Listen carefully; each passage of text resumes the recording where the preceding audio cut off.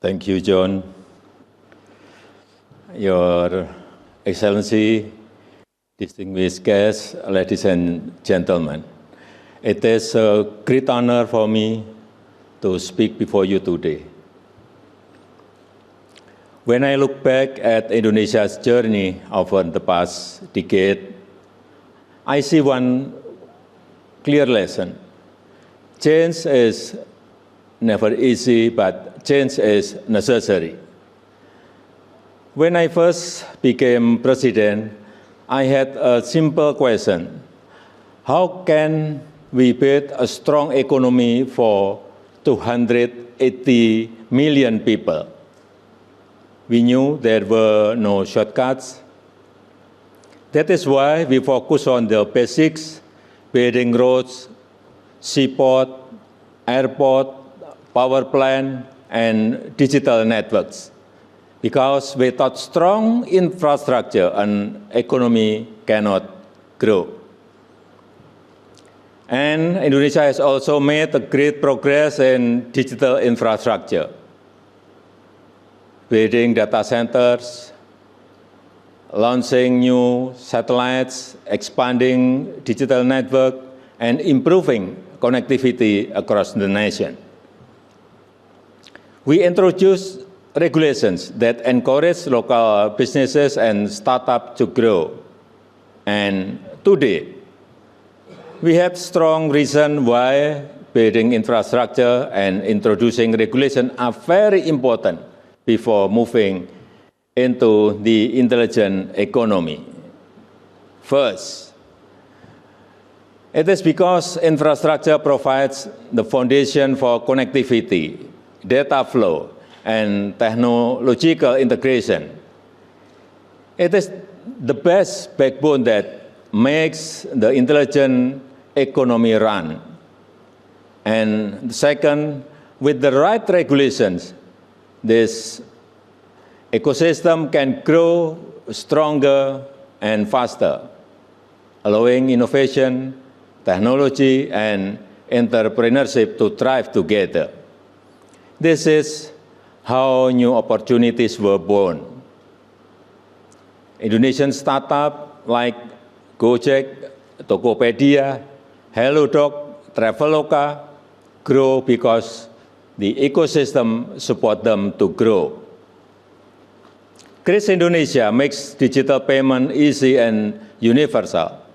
Today, a street vendor in small village uses the same system as a big company does in Jakarta. And these days, Indonesia is also learning how to make better use data, technology, and resources through downstream initiative and the EV battery sector. This is a step in the direction of an intelligent economy. On the other hand, we ensure that our young people and our SMEs are trained with the digital and data skill to thrive. And we also ensure that this growth is sustainable for our people and our planet. One more thing, Indonesia is a part of the global supply chains for electric vehicle batteries. For us, this is not only about economics. It's about building strong foundation for the future. These stories show one important thing. When the government builds the right foundations, innovation will follow. With all these efforts, together they form the ecosystem and foundation of Indonesia's new economy. And with this strong base, we are ready for the next stage, the intelligent economy. The intelligent economy is built on how well we use data and information, because data and information is not just power, it is capital. It is the new word that defines competitiveness and national strength.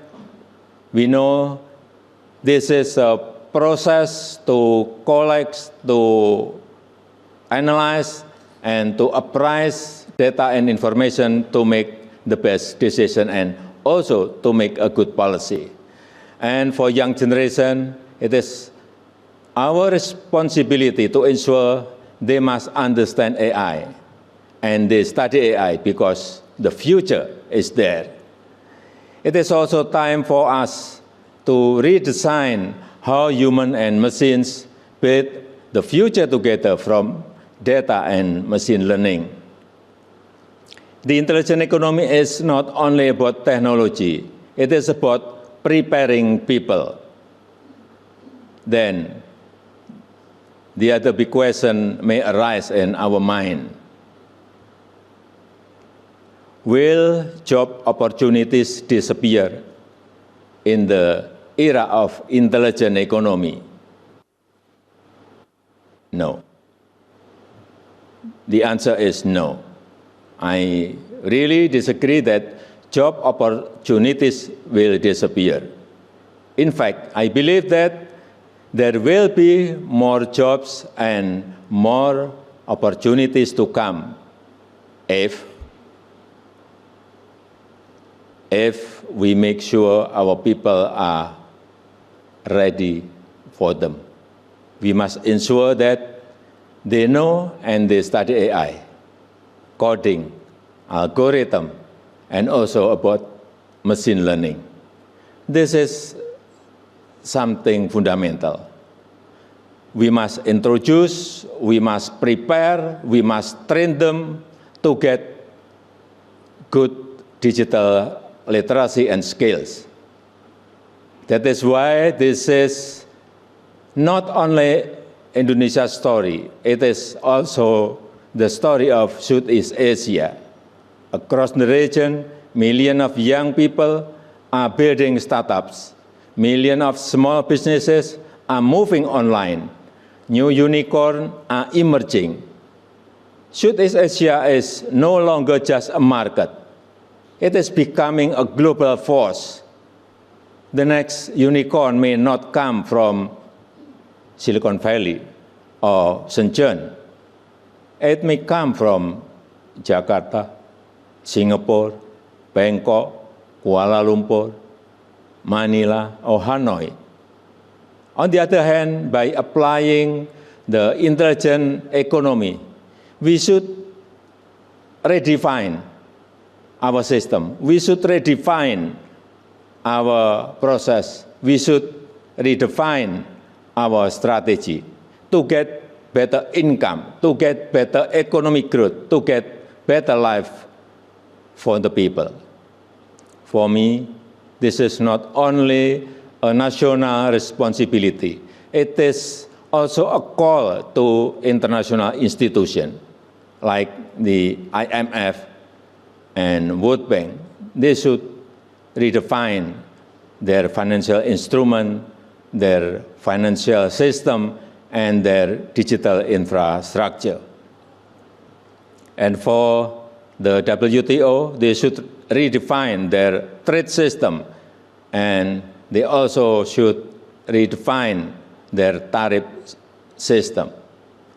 In my opinion, we will redefine almost in all sectors, but it can be from education and then health at first. We must redefine the process, the system, and the strategy so we can grow better and faster. Ladies and gentlemen, Indonesia's journey shows that transformation needs courage, persistence, and belief. We are not finished. We are still building. With strong foundation, innovation, and global collaboration, Indonesia and Southeast Asia will continue to grow in this new era.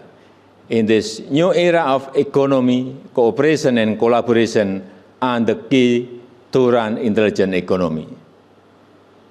And I believe that in this new economy, the intelligent economy, nations, companies, and societies that can integrate intelligence into governance, industries, and social system will grow better and faster.